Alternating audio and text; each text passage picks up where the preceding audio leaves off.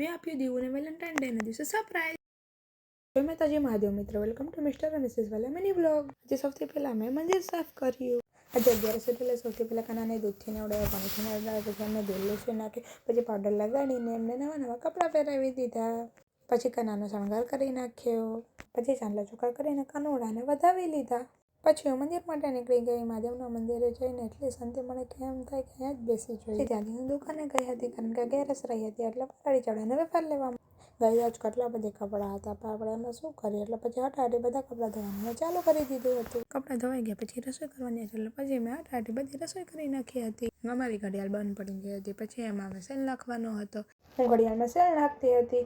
પછી time set કર્યો અને ત્યાં તો ઘડિયાળ ચાલુ થઈ ગઈ હતી. પછી ઉપરનો રૂમ સાફ કરી નાખ્યો હતો અને બેડ પણ સાફ કરી નાખ્યો હતો. મારા હસબન્ડ પોતાના માટે હેડફોન મગાવતા હતા અને મારા માટે એણે કાંઈ નહોતું મગાવ્યું.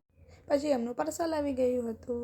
પછી એનું પાર્સલ ખોલતા હતા તો એ જોઈને બહુ જ ખુશ હતા. હું નીચે શીરો બનાવતી હતી તો મારા હસબન્ડ મારી પાસે આવે કે જોવા કેવું મસ્ત વાગે છે. મેં કીધું તો હવેથી આ મારું અને તમે તમારું નવું લઈ લેજો, આ તમારું નથી. વેલેન્ટાઇન ડે ચાલુ થવાનો હતો એટલે મેં બ્લિંકિટમાંથી કેક મગાવ્યું હતું. તો દીવું એમાં જ રહ્યો ને જરૂરથી 2 બારણા બંધ કરી દીધા હતા અને બારી બંધ કરી દીધી. બારીમાં પડતો તો હતો ને એટલે દીવું ત્યાંથી જોતા મારા હસબન્ડ બહાર ગયા હતા. મેં લાવી આવે ત્યાં સુધી બધું ગોઠવી લઉં. પછી મેં થોડોક નાસ્તો પણ બનાવ્યો હતો. ગાઈઝ મેં જો આવું બધું ગોઠવું હતું. તમને કેવું લાગે છે જરી કમેન્ટ કરી જણાવજો.